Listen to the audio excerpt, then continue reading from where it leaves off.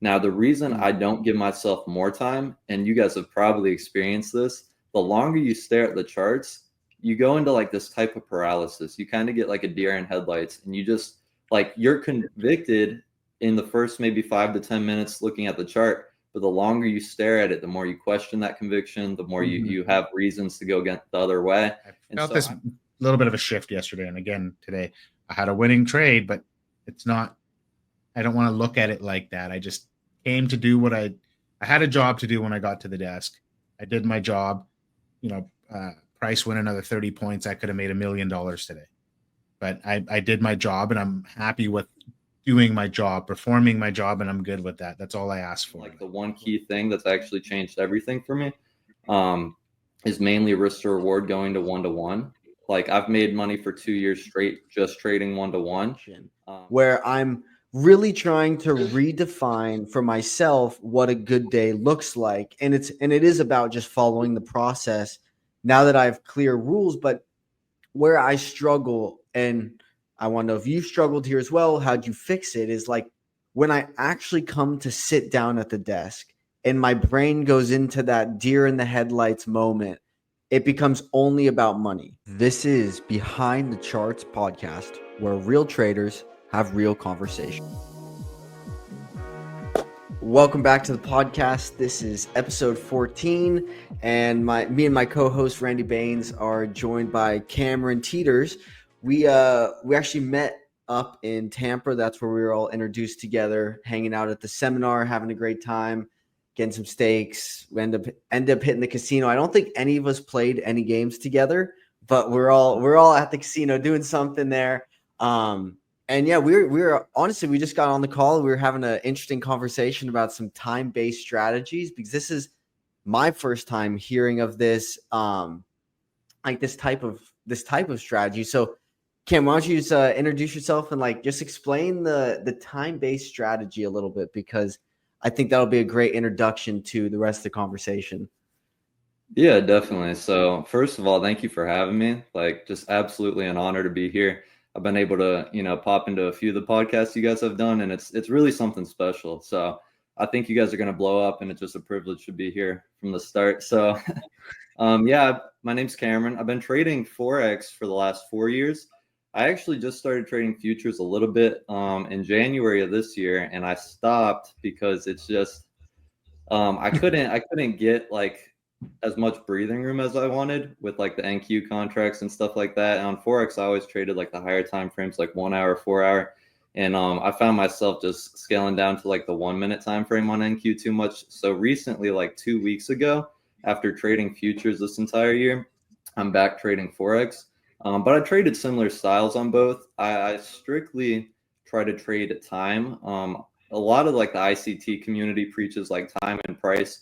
I don't think too many of them really understand like what they're doing or what that means exactly. Price in my book, it strictly means the trend, right? Like I'm trying to go with the trend. Once you know the money that's behind the trend, you're going to stop trying to reverse it, right? And so, but the thing is, a lot of people hear that from the start, whether you get like into retail concepts or any type of concepts, you hear about trying to go with the trend. Now, you can try to go with the trend when it pulls back to a certain Fibonacci, when it, pulls back into a fair value gap. So many of these different pulls back to VWAP, different concepts like that.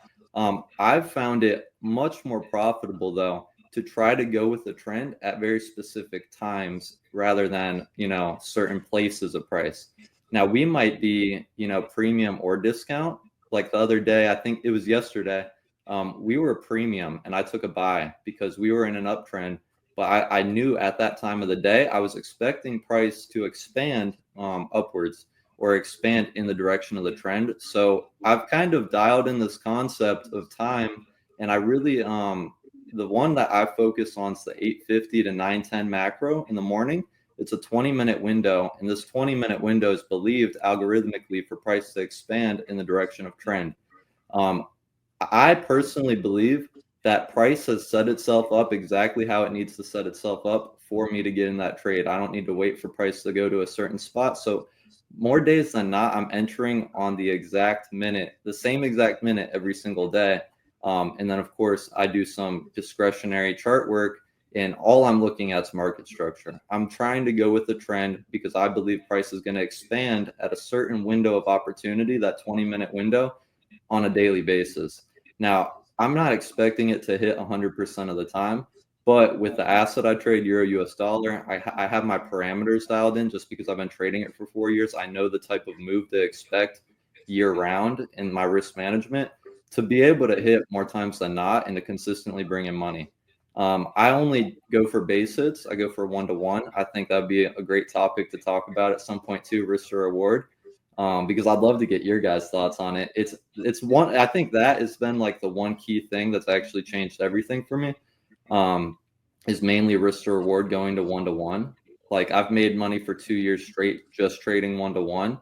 And there's a whole lot of nuances with the higher risk to rewards that we could go into. But long story short, it's a super simple strategy, and it's just basically I'm trying to go with the trend, mainly the higher time frame trend.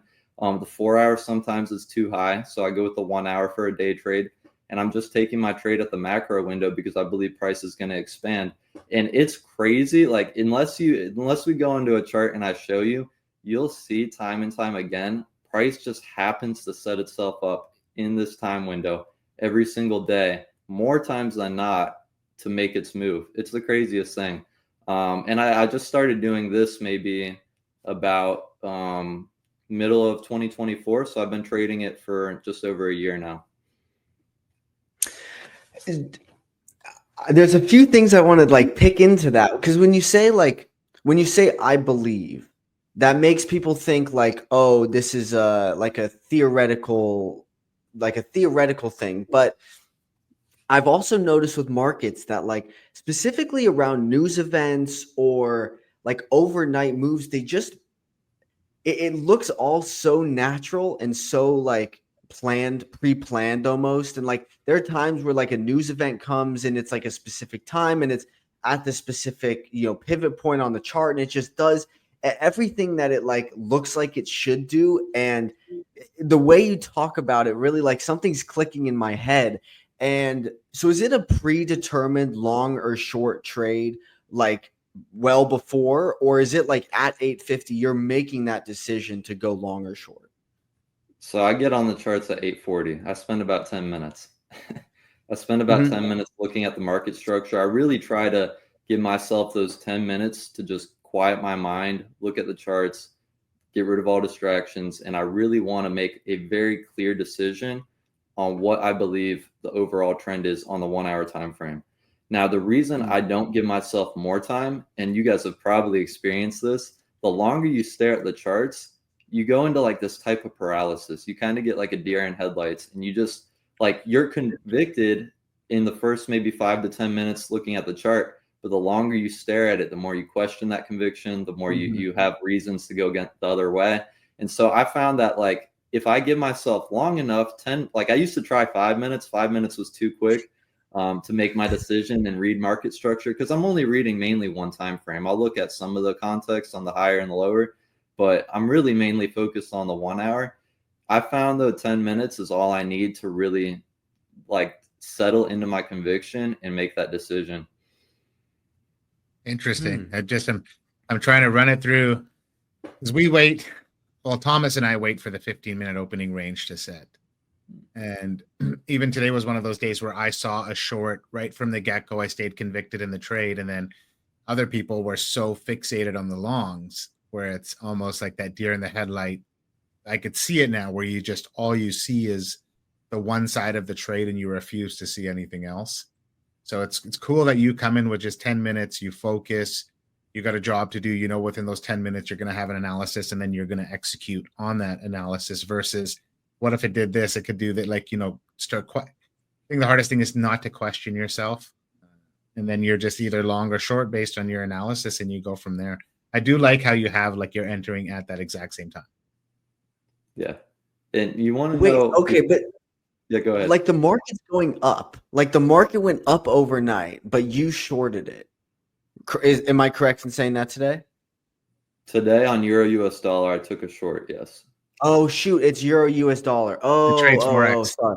I was looking at the SPY chart. No, Okay. you're good. You have it open right now looking at it?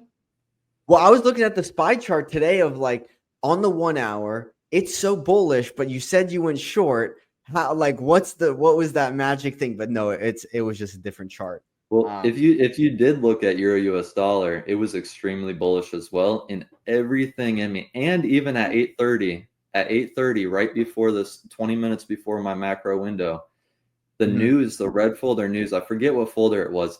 It came out for the dollar being weaker, which meant Euro US dollar should have drove higher. So it looked extremely bullish. The news came out for it to remain bullish, but at 8:50 I shorted. And if you look at the 1 hour structure, we had a structural shift lower. And so, like, if I could say, like, if there's any new traders watching, if you can understand market structure above everything else, it's going to change everything, because everything in me wanted a long today. The fundamentals made me want a long. Price just being extremely bullish made me want a long. But when I looked at the 1 hour structure, it changed. And so it was short despite the news, despite everything else. And I got in for the short because I believed, at 8:50 that it was going to expand in the direction of the trend that it had set up. And it did go short today. But everything in me wanted to go long, and market structure, I think, will override that conviction sometimes if you let it, and it'll be a good thing. I was just telling Randy yesterday, like, I'm trying to get my trading down to like a really small amount of time as well. And like, I've been basically West Coast time. I've been waking up at like basically 30 minutes before market open, and then at the charts 10 minutes after market open, because my strategy is basically right after the 15 minutes is set, I'm kind of taking that first entry. And like, now that I have so much confidence in my system from like doing some back testing, I feel so much less pressure to analyze like the charts super intensely, because I just know the pattern I'm looking for. Is that kind of the same thing for you? Did you do back testing with this strategy? How did you come to like such a solid like confidence level with it? Yeah, so I've been trading it for over a year, and I got profitable, I would say, a year ago in the middle of 2024. And then I had 6 months where I don't think I had a down week. I'll tell you what, like, above all the strategy though, the one thing that actually made me profitable though, and then I'll get back to the question about the pattern, but the main thing that made me profitable was really risk management. And there was a quote, and if you guys have read Market Wizards, or you might have heard I think it was in Market Wizards. If it wasn't, it's a famous trading quote. And the guy says, profitable trading simple. It's just risking $1 to make $1 and winning 6 out of 10 times. So I took that quote and I ran with it, but I even simplified it more. Like, I took it on a weekly basis. Profitable trading is risking $1 each day to make $1 each day and winning 3 out of 5 days. So I took that and I just started taking 1-to-1s every day. And I actually, and this is going to circle back to the pattern question, I told myself, okay, if I'm going to do that, I'm going to risk, like, I think ballpark, it was like $300 a day back then to make 300. And I said, I'm going to do that every day this week, Monday through Friday, and I'm just going to try it. And I'm like, I'm going to get in at the same time every day. And I was like, I like the 9 a.m. candle close, the 4-hour candle close, which in forex, the 4-hour candle closes at 9 a.m. In futures, I think it's at like 10 a.m. So I started doing that. I was like, that's after the news settles. It's, 9 a.m. It's the 4-hour candle close. It's the 1-hour candle close. There's a lot going on. And so I just started like picking like discretionary trades on a daily basis at that point, just at 9 a.m. every day and going 1-to-1. And for the rest of the year, I was hitting at least 3 out of 5 a week, sometimes 4 out of 5. And there was like maybe 2 weeks in there that I hit 5 out of 5. But I just found, like, I felt like I had found the key. It was like, I just take one trade a day at the same time every day. And of course, that got dialed in more and more. It was just discretionary trading at first. And it was like, simply in my head, I was like, where would I put my stop loss? That's the direction I went in every day, because I was just like, I'd been losing the last 2.5 years. Let me just trade against myself. And I did that for the last half of the year, and it worked. It worked like crazy. And then I finally started to really get a deeper understanding of market structure and algorithmic theory, which is that the markets aren't random, like we were talking about in the beginning. I really believe it. And the reason I say I believe it is because it's like gravity, right? we can walk outside and I can tell you about gravity, and you could say, okay, well, prove it. I'm like, I can jump in the air and I land again. It's just experience. I can't really prove it to you. But just like you said, you see the fundamentals play out to precision, which shouldn't in reality play out to precision if they were the way that they explained it to be. And so I started to notice that the 9 a.m. candle was like, I was seeing, clean moves happen. Like I was getting clear directional moves. And then I started to notice even a little bit before, like had I got in like 8:45 or 8:50, it would have worked. Then I come to find out that there's an actual thing called, macro time windows, which are 20-minute windows on every single hour. And one of the, most important macros of the day happened to be the 8:50 to 9:10. So I started trading 8:50 instead of 9 a.m. And I started getting in the moves a little bit like more precise. And then all circling back to the pattern question, I'm only looking, like I don't have anything on my charts. I'm only looking at market structure on the 1 hour.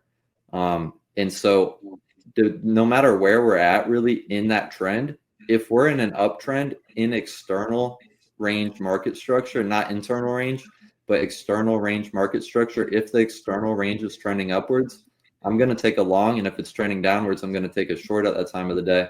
And ideally, like it's going to go the way you say it's going to go 80% of the time. But because of spreads and like my parameters, like sometimes my stop gets tagged out by like a tick and then it goes like exactly in that direction. So it makes it like at least a 60-70% win rate, but consistently year round. Like it's just base hit after base hit after base hit. It's just on ones and zeros. It's super binary. And so it's just a one trade. Do one trade a day. If it's a loser, it's a loser. And if it's a winner, it's a winner. Yep. And the simple goal is just win 3 out of 5 a week. That's the game of probabilities, right? It's a law of large numbers. Like over time, if you're winning 3 out of 5 trades and you're betting the same amount every time, you're profitable. You're making money, right? It's I think people don't grasp that concept enough because it's so easy to take another trade. It's so easy not to accept a loss. It's so easy to want to be right. There's all these things that we fight with. And it's like, if you don't give yourself a choice, you don't have a choice. And if you follow your rules and 3 out of 5 times in your back testing, I'm talking with somebody about this right now. And he's 75% win rate. And his red days are bigger than his green days. And I'm like, if you just keep, you don't take that third trade, that unnecessary trade, you just take 1 or 2 trades, have your winners, take your profits and run. With your 75% win rate, you're going to make, if you win 7 out of 10 and you're up 700 and you lose 3 that week, you're still going to be up 400 on the week. Like you don't think of it that way. Right. Yeah. So it's like how Cameron says, like his 3 out of, I love how you're doing it weekly, right? Like you're 3 out of 5, he's got to win. That's his Monday to Friday. He wins 3 out of 5. He's good to go. And it's crazy that you said that you've only had a couple weeks where you're 5 for 5, where most people would want to be, as they're telling you about their strategy or what they're using, they're not going to say, 2 weeks out of whatever it was, 36 or half the year that I was 5 for 5. You're going to be like, you're going to want to prop yourself up a little bit and be, there was sometimes I'm 5, you know what I mean? Like, but you were very honest about 2 weeks. He was 5 for 5, where majority of us want to be 50% of the time 5 for 5, like winning because we have those months where we win, 19 out of 20 days. And we think that it can be repeatable. And there's not many people on this planet that have a 95% win rate, right? Like people probably say they do, but we all know the truth to that, to that. Right. So interesting. Very interesting. It's very interesting because you, Cameron, when we met, you come off with like such a poised, calm demeanor. But you also mentioned how when you get on the desk, you can kind of become like a deer in the headlights. And maybe not you particularly, but just you as like anybody. And because I always find it's like it's not the first trade that gets you there. It's the second, the third, the fourth. And basically, I wanted to get your take on like one, have you always been this like is even keeled, or have you developed that as you've aged? And then 2, when you get to the desk, do you keep that same mentality, or does something change? Because I'm going through my own journey where like I'm finally getting to the place where like when I get to the desk, my heart rate stays relatively the same. I'm, like I'm pretty much the same, at least for that first trade on the desk, that I am off the desk. And I just wanted to get your take on that. Yeah, I think it comes with time. I think a lot of people don't want to hear this, but a lot of the problems people deal with internally, they're going to be A, dealt with off the charts, and then B, dealt with on the charts, but over a multiple year period. Now, I probably didn't get like really balanced out until like a year ago, like probably the middle of 2024 when I became profitable. And then I think a lot of the solution though was a lot of us think we have psychological problems, but if we just take a step back sometimes and we pay attention, a lot of our system is causing those problems. And so like when I say I take one trade a day, and like yes, I'm trying to hit 3 out of 5 for the week. If you do focus on that though, you're going to have some weeks where you hit 2 out of 5. I really focus on the monthly sample, like which on average is 20 trades. And when I do that and I take one trade a day, this is something I really found to be true with myself. In order for me to execute my edge for 1 month, 2 months, 3 months, 4 months, like so for a long period of time, like I really have to have that inner stillness and that clarity and that calmness just to show up and literally click a button every day. That takes 10 minutes. But one thing I noticed, and this has been game changer for me in switching to one trade, it's not just switching to one trade that's helped me and caused the breakthrough, but it's switching to one trade and turning the charts off the moment I place the trade. And I set alerts on TradingView. I set alerts so I know when take profit or stop loss gets hit. I don't look at it. And this is what I've noticed is if I lose a trade and I had turned the charts off and like I get the TradingView notification that says stop loss hit, I look at my phone, I look at the chart, I see what happened, and I'm like upset in that moment, right? You can't do away with emotion, right? You're like, dang, I just lost money. It's a little bit of a setback. But that moment of frustration and that, kind of imbalance it causes in your mind internally, it happens for maybe 1 to 2 minutes top. And then like the rest of the day, you can process through it by, working out, reading, working, meditating, like all the other things we do in our lives. However, I think okay, it cut out for a second. Sorry. Yeah, it's good. It's good. It is buffering. Okay, cool.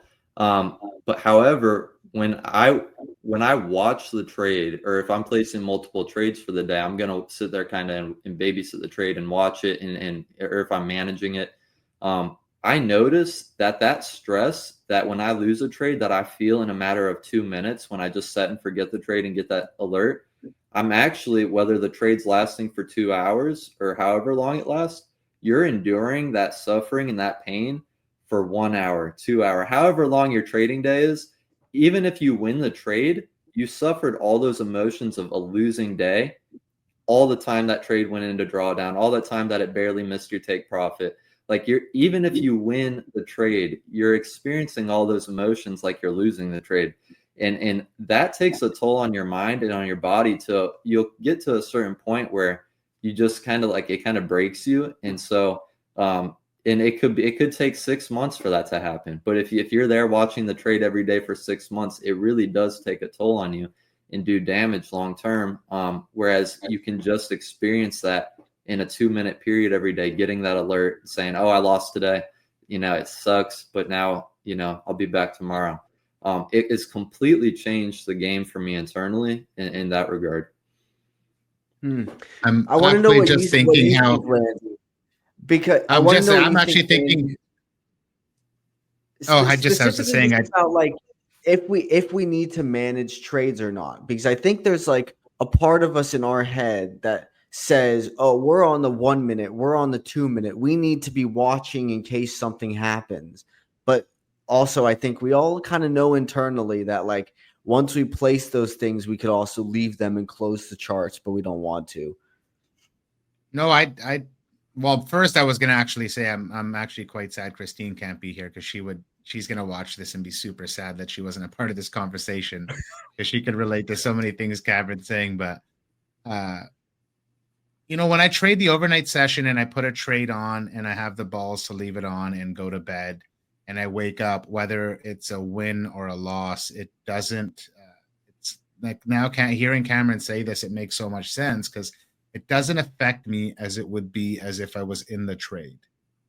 I go to bed, I detach from the trade, I fall asleep, I don't sit in bed. In the very beginning when I tried this, I actually sat in bed and looked at my phone multiple times throughout the night to see how my trade was going. And it can be so slow that like you're just sitting in chop.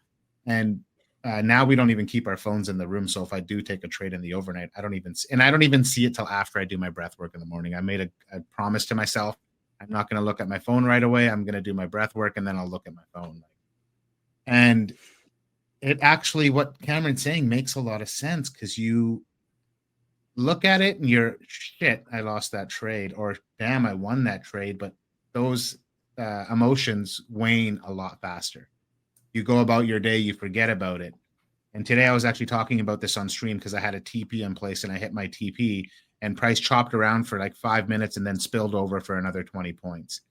And I remember saying that even though price spilled over and I left because someone else in the stream, was upset that they left all this money on the table. And I said, that 5 minutes, because we trade on a 1 minute chart, that 5 minutes price chopped around after, hitting my TP. What would I have done in those 5 minutes? Would I have managed the trade differently? Would I have given up 3? Because I would have probably given up 3 points and just cut take my profits and ran with it, thinking this is going to bounce here. We're finding support. And it goes to realize that it's like, when you take that, like Cameron takes the whole thing about just taking the automation, like taking the human error out of it. Like he just puts his trade on and walks away, like how we have risk settings and how we have max trades a day. Like, let's just make this as automated as possible. You have a thesis and you come into it and you just, for me, I really wish I could do that. And I don't know if I could. I do enjoy being at the charts. I do enjoy looking at them. Like maybe I'm just a, whatever you call it, a glutton for misery, or I want the pain or of sitting in chop, right? But I can see that how Cameron, you just detach from the trade and then you'll find out. For you, it'll be 20 minutes later, but for some of us, it'll be, an hour later. You just get an alert on your phone saying you won or lost, and you can wallow in it. But if you're out having a good time and you get that alert that you lost, are you going to let it ruin your night? Probably not. But you can easily be stuck in a trade for 3 hours, take a loss, and let it ruin your day. Like, you know what I mean? Because your mental capital got burnt, and you felt like I don't want to use the language, but felt like a loser, felt like a winner as it chopped around, like, up and down, up and down. And so I could see that taking it. Very interesting. You said that. I kind of actually, I could really see that. I could see myself doing well with something like that, like just walking away from it and letting it be, and knowing that Randy's mic cut out. But I think you kind of exposed like a flaw of, or are you back, Randy? Yeah, no, I was just going to say that you could, right? I was just going to say the probabilities of the trade. Like Cameron just knows the probabilities of the trade and he's just focusing on that. And over a large sample size, he's going to be winning more times than losing. And that's all that matters. It doesn't matter if the trade goes into drawdown for 5 minutes and come back and hit your TP or vice versa. He just knows that, like, you know what I mean? Like he just simplified it to the process of, oh my God, we're bouncing on this VWAP and, oh, it's going to do this. Now maybe I should cut the trade. Like, and then I'll add to this. Today was, recently I've been really struggling with my trading and making a tight stop because I was not comfortable with losing, and I've been losing a lot lately. And today was a day I actually put my stop where the style of trading I do, I put it where it needed to be above the opening range high, and price literally came up to it. And I was like, oh my God, I'm going to take a full loss on this. And price turned right back around and hit my TP. And I was still in the trade where, a week ago, I would have had my stop at the New York VWAP saying this invalidates my idea, when I just said it and I forget it. I watched it. I was in the trade. I was trading live, but I literally said it and forget it today. Like, put my stop here, put my take profit here to pass this account and let the idea play out. And I passed an account doing it versus trying to micromanage it. So. Yeah. You know, I feel like I'm gonna make a change after this podcast because of the way you explained everything. Like last month, I did a back test to define exactly what my rules are for my system. However, there's like a 5% discrepancy where I can interact with the trade and basically do something to it. And I in the back test, I interacted 5% of the time at most. But in the live trading, I'm interacting like 20% of the time. And that 20% of the time is really it's really messing up my statistics. And because basically at the end of the day is my strategy is enter and then don't do anything until a new high or low of session is set. That's essentially the strategy is just I have my entry signal and then it's just a wait and then I can either trail the stop, lock the stop, take my profit.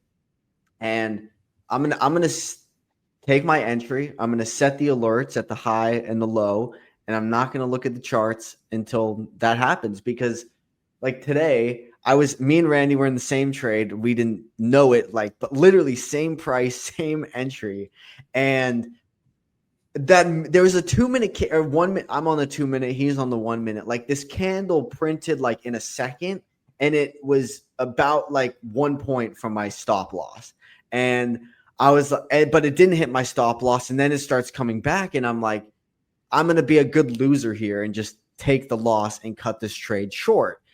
But also in my mind, I wanted to be long. I was trying to get long, but the system was telling me I needed to be short. So I took the short, but then cut it, and then I got long. And then I took the loss on the long because the short played out. So if I had just not touched it at all, because there really wasn't any new information other than like a glitchy candle, like I would have been able to trade the system better. So I appreciate you sharing that because I am going to make that change and see if that helps.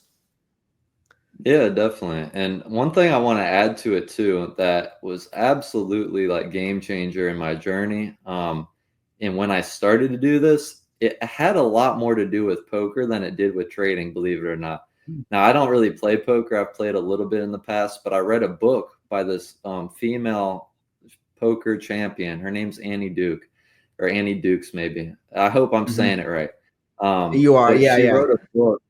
Yeah, I think I'm trying to. The book's called Thinking in Bets, and honestly, a lot of the book I didn't really like, but there was one part of the book that was just like I've kept it forever. Like it's one of like the core beliefs in my trading that helps me go day to day, and it's called outcome bias, or in other words, resulting. And basically, it's you deciding whether the trade was good or bad based on what happened instead of based on the execution.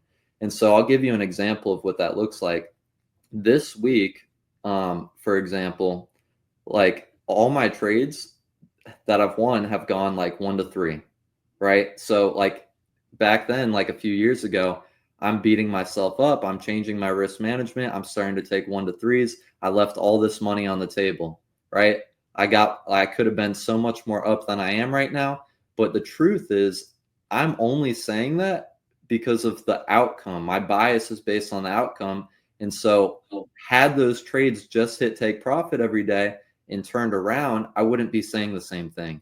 And so, this concept of outcome bias, when we decide whether a trade was good or bad based on what happened, is actually completely inaccurate. We can only decide whether the trade was good or bad based on our execution and based on statistical results. And so a losing trade isn't necessarily a bad trade. So redefining what it means to be placing a good trade or a bad trade simply has to do with your execution. And a lot of my journey has been redefining winning. So for me, winning is not making money. Making money is a byproduct of winning. For me, winning is executing every single day and not letting myself get involved whatsoever. If I lose the trade, if I win the trade, I still won that day. If I looked at the charts and watched the trade, to me that's a losing day because that's like just my mental capital gets drained. But if I execute, if I show up those 10 minutes of the day, if I place my trade and I walk away from the charts, win or loss, I consider myself as having a winning day, and then I can compound that and stack on that and have a winning week and then a winning month. And you're going to find that the money follows if you redefine winning. And it just keeps you going. It's just it's a psychological strategy to keep you going more than anything. So like I do encourage you, when you start to apply those things, you'll see, certain days where price just misses take profit and goes to stop after you look back on the chart, or you'll see that it ran in your favor, 2, 3, 4, 5 times than your take profit. If you understand outcome bias, you'll understand that you did exactly what you should have done. You didn't do anything bad. You didn't do anything good. Like, you did exactly what you needed to do.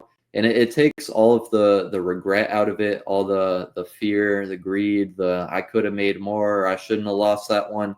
I did a bad job today. It takes all that out of it. And it's simply executing. Like, I really believe there's a process in trading, and it's a goal oriented process. And it goes through like 3 phases. The first phase is you want to make money. That's the goal, right? Then you very quickly find out that making money is not making you money. So the next goal turns out to be winning trades. But then you'll find that when you're not winning trades, you're not accomplishing your goal. So then you feel defeated. So then the third and final phase, I believe, is you're not concerned about making money. You're not concerned about winning trades. You're only concerned about executing a profitable plan. And so that's all those, like a lot of what you do from the start to where you're at now in your journey after a few years isn't necessarily you're doing anything different. You're just redefining a lot of things, which are making those small tweaks and refinements that keeps you from crashing out, to say the least. Dude, I love that, because you're like literally defining it. And that's, I feel like I'm going through the last section where I'm really trying to redefine for myself what a good day looks like. And it is about just following the process now that I have clear rules. But where I struggle, and I want to know if you struggled here as well, how'd you fix it, is like when I actually come to sit down at the desk and my brain goes into that deer in the headlights moment, it becomes only about money. And even though today, like, I took the first trade solely on process, I cut the trade thinking about the process and then entered long thinking about the process. Then 3 minutes later, I double my position size and add in, because I'm trying to now make up for the loss. And like, so that was like the moment my brain switched, and like, you kind of just lose control of yourself in a sense. Like, did this make sense? Like, did you go through this? Yeah, no, 100%. I've gone through all of that. And I would say a lot I try to, I'm a very contrarian when it comes to trading. I don't think the way a lot of people do, because I feel that a lot of people are losing money. I feel like a lot of people that even like are claiming to make money are losing money. And I believe, like, if you take like the statistic that the majority of people are losing money and the majority of people are doing certain things, you could do the opposite and probably see success. And so like how I dealt with a lot of that is I did 2 things. I started doing less, and I started to, instead of like everyone like these affirmations of like, I'm, this profitable trader, I'm great, I'm da da da, like, I kind of reversed that, and I started to really become fully self-aware of my own weakness, my own ability to crash out, my own proclivity to do wrong. And I'm really like self-aware that I could really self-destruct, and I could turn this whole thing upside down. I could burn this whole house down, with just a few trades or just one trading day. And so that's why, and that circles back to, my goal is to do as little as possible. I don't want to look at the charts. I don't want to be involved in the markets. They're very, very emotional. No matter what you do, no matter how how much you try to work through different psychological things, it's extremely emotional. And if you could do as little as possible and remove yourself as much as possible from the equation, it's going to help a lot. Another thing too, though, is this one guy said this a long time ago, forget who it was, but he said a lot of our psychological problems too is in the amount we're risking. So like if we don't have a predefined risk, like and Randy, I'm gonna kind of go against one thing you said, and you might adjust your position size so it might actually balance out. But I stopped putting my stop loss behind price. And what I mean by that is like if I come to the markets and I'm looking at market structure, I'm not putting my stop loss behind like a swing point or a swing low or a fair value gap or any type of anything on the chart. My stop loss is a set parameter. So it's 15 pips in forex. It's like probably the equivalent to 150 ticks on like NQ. But basically every single day, like I know before I place that trade the exact dollar amount I'm capable of losing. So it really helped me a lot in that respect because there might be days where that market structure that range is a lot wider, right? And so my stop, if I was to respect that range, it would need to be a lot bigger, and then you're going into switching your position size to account for that and different things like that. And so I always do this like and you'll really have to have like an intimate like knowledge of the asset you're trading, like euro US dollar. I've been in the markets for 4 years. I've probably back tested over 8 years of it and like just know it in and out. I know 15 pips is like if price moves against me 15 pips, no matter how big the range, I don't want to be in that trade anymore. And the same thing on the take profit side. I want 15 pips any day of the year. I can expect to get that. I was getting it during Christmas week and New Year's week last year, even during the holiday season, I know I can get that amount. So it's like I do like I have it so dialed in when it comes to that you want your results to be measurable. So if you're going for 3 out of 5 a week, you really do want to risk, let's say $500 a day every day though.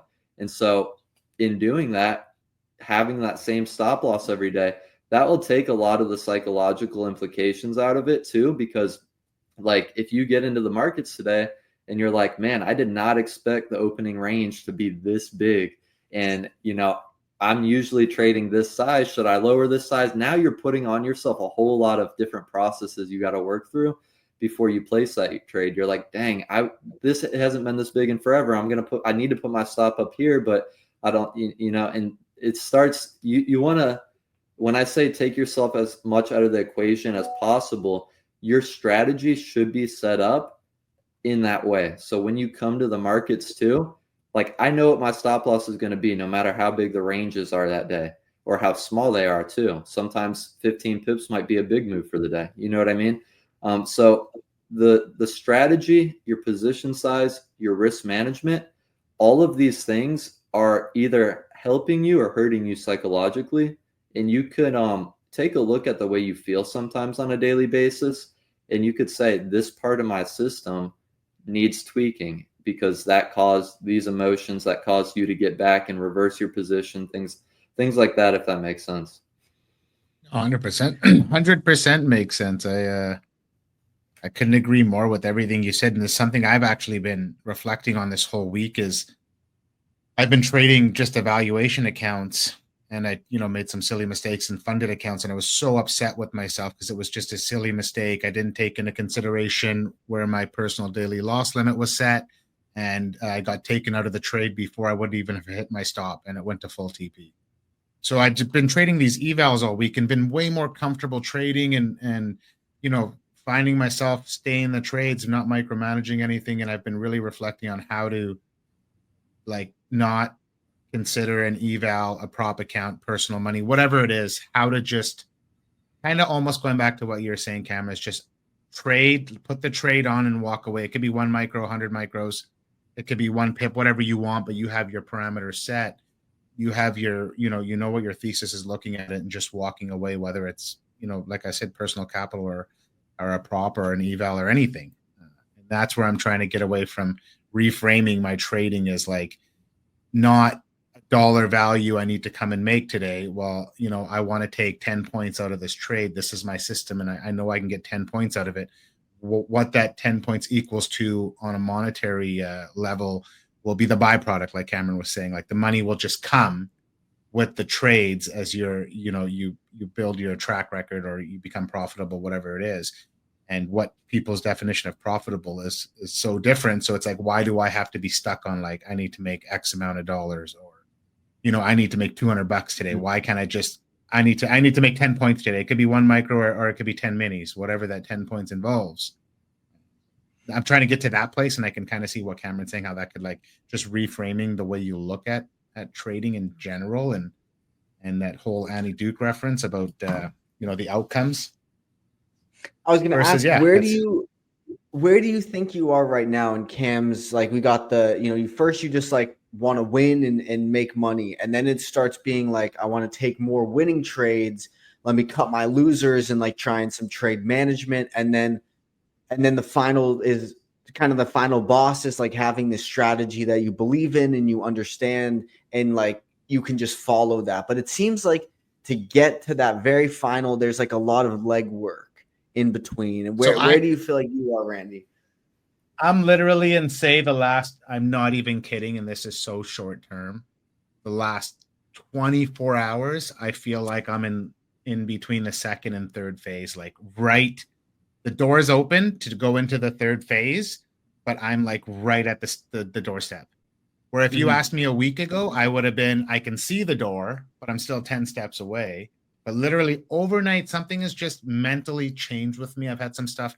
Again, even Cameron said, your decisions off, life off the desk. You deal with it on the desk. You know what I mean? Like, you bring your problems off the charts and they show up on the charts.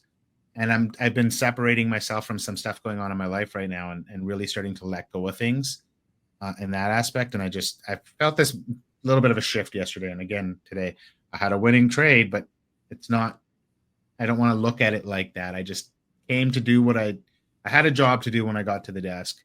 I did my job, price win another 30 points. I could have made $1 million today, but I did my job, and I'm happy with doing my job, performing my job, and I'm good with that. That's all I asked for. Like, whatever happened after the fact. And I think so I can slowly see myself, like, the door's open and I'm like literally about to take that next step into it.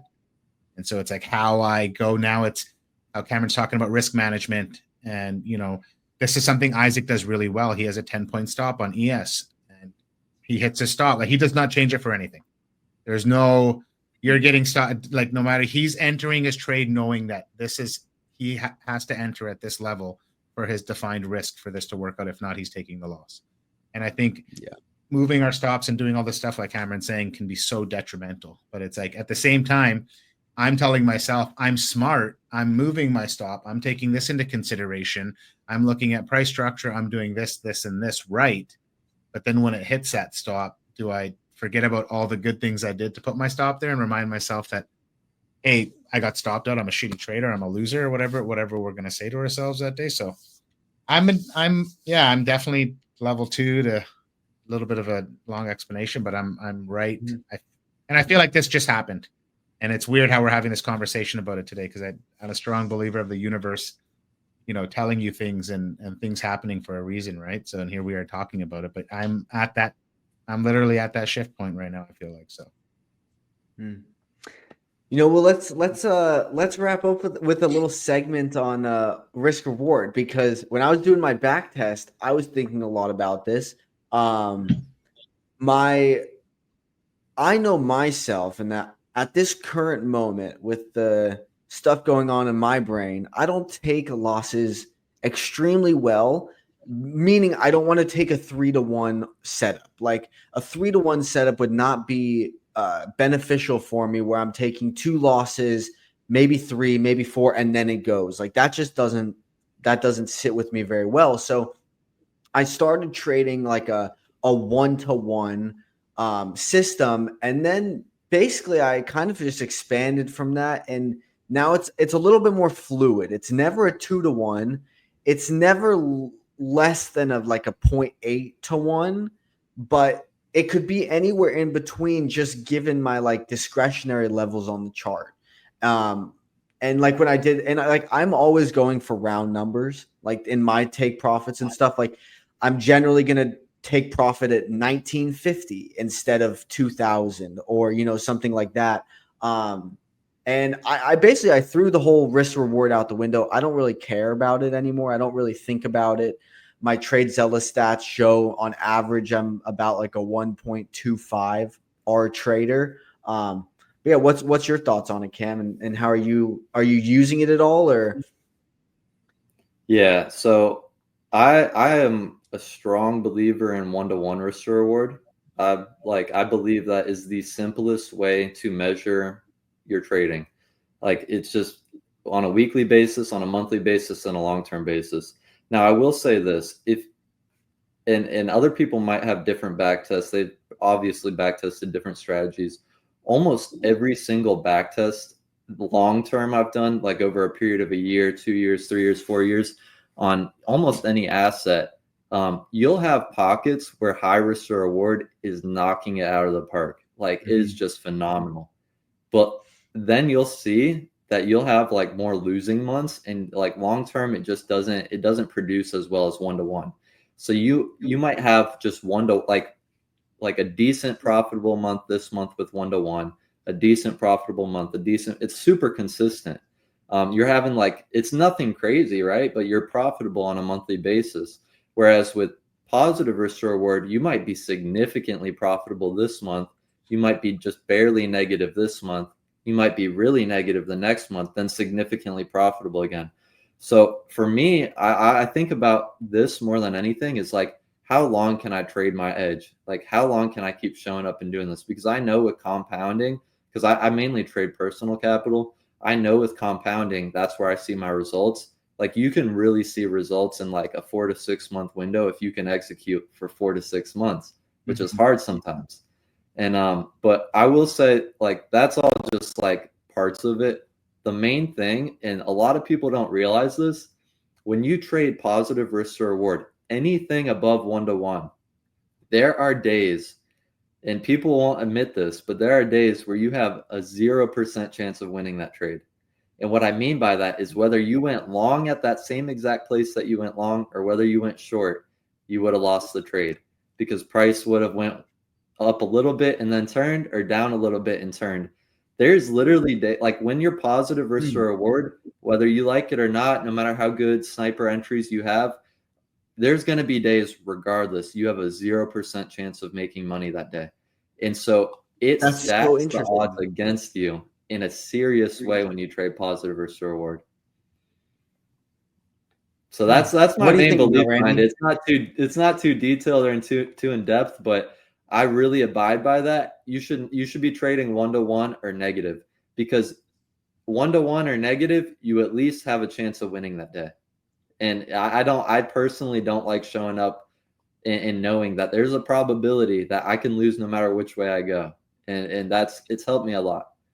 Well, I think on that positive risk reward, those 2-to-1 or 3-to-1s, when they get to, and I mark up a lot of trades in the overnight session because you see a lot of beautiful 2 to 3-to-1 trades. And there's like last night, one worked out perfectly. It was 3-to-1 that I marked up. But you'll see ones where it'll go 2.95 and London session will open and they'll just sink it right back to you, either break even or you take a full loss. And so I can see how detrimental that could be to know. And it's detaching from this monetary whole outcome, and knowing that, oh, I was up $300, but now I'm down 100, right? Like, I was up $3, now I'm down $1. Like, it's even more painful to know that you had even more money. Like, it would be better to have a negative RR and be like, I was up 50 cents, I lost $1.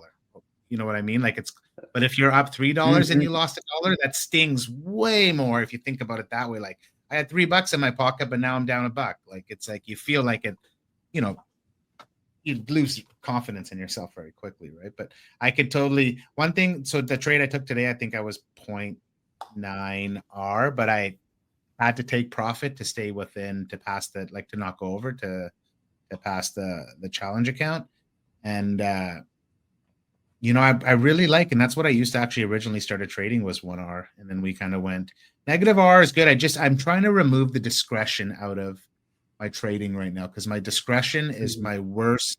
As much as when you hit a discretionary trade, you feel like such a pimp. You're just like, I did this. This is my discretion. That's like the true definition sometimes. And I think I can even say it out loud is some people think if you're a discretionary trader, you're better than everybody else.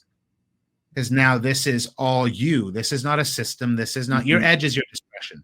And this is where I relate to Nick Jocelyn's scalping strategy. It's so much discretion, but that's his edge. And he's back tested it and looked at the pattern so much he can, where somebody new comes in and tries to do that. I did it and I got wrecked. We're thinking I can be a discretionary trader. I think I'm the furthest thing from a discretionary trader. I got to remove discretion out of it because I'm my own worst enemy. Like I need to be like Cameron. You beat yourself up. You take credit for everything when you call yourself discretionary like that. Yeah, 100% you do, right? And it's like we don't want to be systematic, but it's like at the end of the day, the markets, we are the smallest player in the markets, and there's a reason these institutions and the big money is there to play, and they're still around, and they're just taking our money, right? Like we forget that all the time. Like here you go, here have my money, right? So, no, this was, I'm gonna say, probably one of the best conversations, man. Like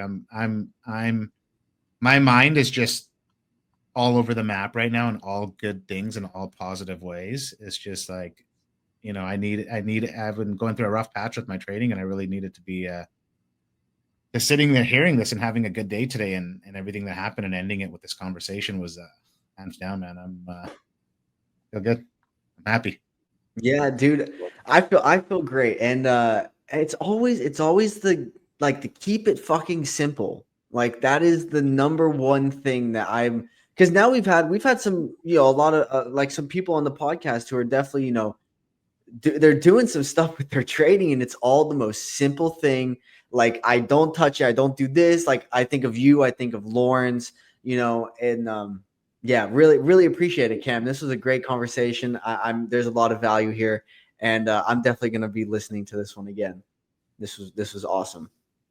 Definitely. Thank you guys. Yeah, this was great. I'm just super, honored that you guys invited me.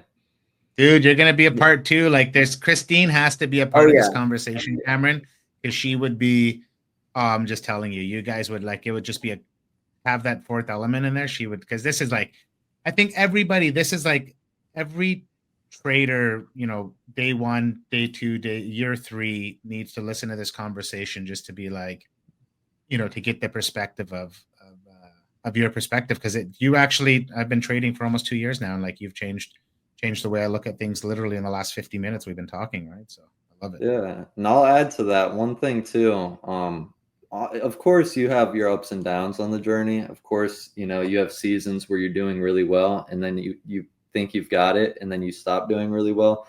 Just no matter where anyone's at on their journey, the quickest way to get back to that place of balance, that place of internal stillness, of clarity, is if you've been on this journey for any length of time, whether it be 1 year, 2 years, 3, 4 years, I can almost guarantee somewhere in there you were doing something right at one point in time.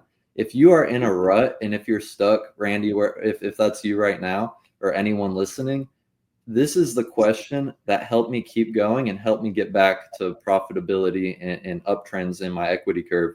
Is I simply asked myself, I look back, I'll just say we're 3 years in.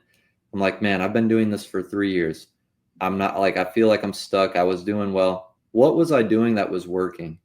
And if you can always circle back to the things that worked, like on that journey over the last however many years you've been trading, and then just put those back into your system, it'll bring instant clarity, and it'll bring you right back to that place that you were doing well in. And that's the last word I have to share. But it's helped me a lot to always ask what worked on my journey, and then to keep going back to that.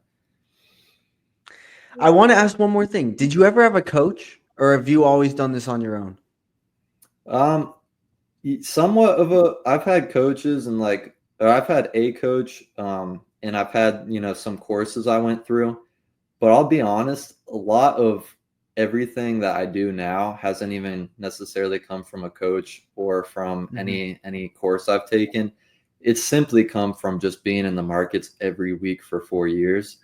Experience is the best coach. It's the best course. You need some courses. You need, some people to pour into you at certain points in time. I don't think a coach or a course is necessarily going to make anyone profitable, though. I mean, that's probably not the best thing to say. it's experience. No, but it's true. It's true. Yeah. Yeah. I think that's where can't. sitting at the charts and being at the desk can be helpful in the sense of, I know we talk about just walking away, but it's like you really need to understand. But it's like Cameron said, like just looking back on the time frame and understanding price structure was like a game changer for him.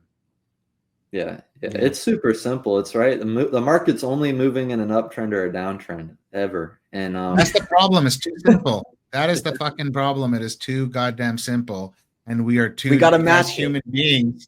As human beings, we are too goddamn complicated. I can't even get the word out, but you know what I mean. Like we're so complicated. You know? If you look at what price is doing, it's either trending upward or downward. And if you look at what I believe, in life, the natural direction that God would have us all on is for abundance and growth and prosperity to reach our full potential. And it's essentially that uptrend, right? And if you take a look at just human suffering and the direction a lot of people just go with their lives, they're always going against that trend. And if you look at trading, everyone's losing, and the majority is because they're all going against the trend. It's so like literally that internal struggle that everyone deals with in life, going against the trend of growth, the trend of your full potential, the trend of reaching, higher states of being and growing to who you are called to be. You're going like until you can overcome that and go with the trend of life, then it's going to actually settle a lot of the moves you make in the market, which people say 95% of people lose. I believe it's like 98 really, just from being in the industry for so long and seeing, everything. I would say, I would say that the majority are losing because they're going against the trend. And it's not because they're going against the trend on the charts. It's because they're doing it in their own lives, and then they're just spilling out onto the charts. But that's my second to last word. Really well said. It's like if anyone listens to this and actually cares, like that will resonate with them. Dang. Yeah. Let's put a pin in it there. Cheers. This was our longest podcast yet, Cameron. So that's something when we just keep talking and talking and the hour, like this is the first time we've got it hit an hour. So, and we could easily keep going for another hour. Guarantee it. Yeah. We got to put a pin in this one and redo it for sure, brother. This was special, man. Yeah, we'll do a part 2. All right. Cheers, everybody. We'll see you next Monday. Have a great trading week.